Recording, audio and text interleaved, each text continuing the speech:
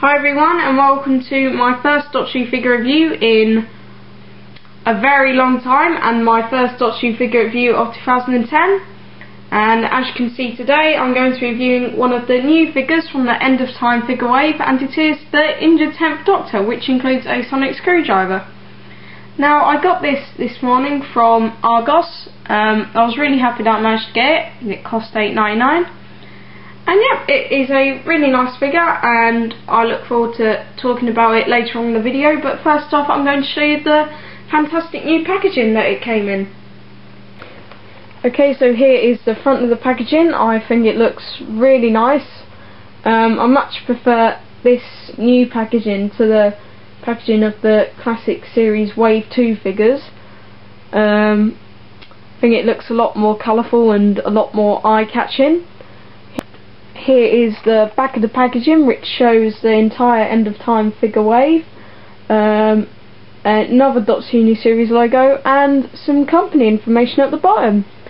Okay, so now I'm going to show you the actual figure and review it. Okay, so here is the injured 10th Doctor figure. Now, one thing I really like about this figure is the new head sculpt. As you can see, it is much different to the... oh, there we go, it's focused now. As I was saying, it looks much different to the head sculpt of this 10th Doctor, which has been used on many 10th Doctor figures. The hair is completely different. The hair actually goes over the head on this one, whereas the hair on this one just sort of curls over and is actually sculpted onto the head instead of over the head. It is really quite nice. I hope that they use it on future 10th Doctor figures, but obviously without the blood and scars. The blood has been really nicely painted. I think it looks really quite lifelike. The suit is exactly the same as the suit on this one, but this one has scratches and bits of dirt over it. I don't think the scratches look really realistic, but I think the dirt does. There is a bit of dirt here, but I don't think you can see it as well as the dirt on the knees here.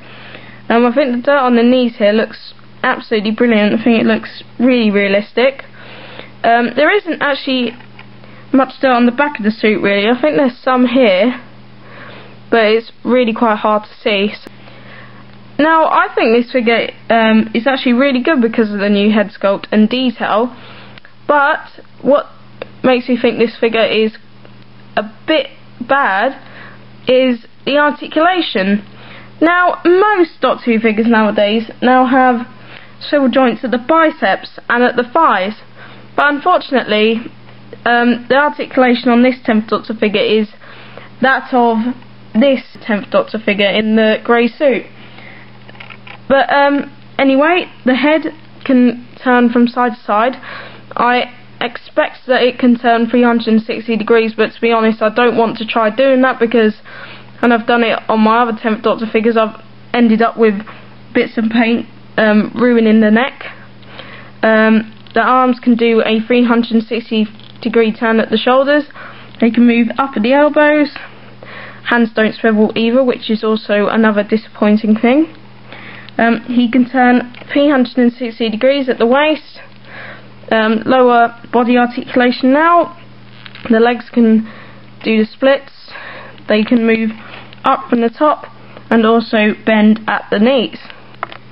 So really, I think the articulation on this figure could have been improved a lot. I think there really should have been a swivel joint at both of the biceps, a swivel joint at both of the thighs, and also swivel joints at the hands. But I think the detail on this figure is just really brilliant, and the head sculpt is really nice. So out of 10, I give the injured 10th Doctor figure from the End of Time a well-earned 7 out of 10, because the head sculpt and the detail on it is absolutely brilliant, but I think the fact that there is no new articulation on it is just really quite disappointing. But this review is not over yet, because now I'm going to review the little sonic screwdriver he comes with. Okay, so here is the sonic screwdriver. As you can see, it is very small, but it does have a really nice paint job and it is very highly detailed. It's a bit bendy, but I don't think that really matters. I'll just show you me putting the sonic screwdriver in his right hand. There we go, it's very easy to fit on. Out of 10, I give the sonic screwdriver a 10 out of 10. It's a really nice accessory. It's got a really nice paint job and very nice detail. Now, for those of you who remember watching the second part of The End of Time, you'll probably remember the scene where the Doctor was about to use Wilf's revolver to shoot the Master or Rassilon. Now, earlier I decided to get the revolver accessory, which came with one of my Captain Jack Harkness figures, and I then put it into this 10th Doctor figure's right hand, and this was the result. It actually fits into the 10th Doctor's right hand really well. I do think it would have been better if they included the revolver accessory with this figure, because I mean, when we saw the 10th Doctor like this in The End of Time, he only held the sonic screwdriver for a few seconds, but he held this for quite a while. But yep, if you have this figure and a Captain Jack Harkness figure which came with one of these, and you want to recreate scenes from The End of Time, then you can very easily get the revolver and fit it into his right hand, which I think is a really good thing. So that's pretty much the end for this review. As I said before, I give the 10th Doctor figure a 7 out of 10, and I give the sonic screwdriver accessory a 10 out of 10. I hope to review more figures over the next few weeks, and for now, goodbye.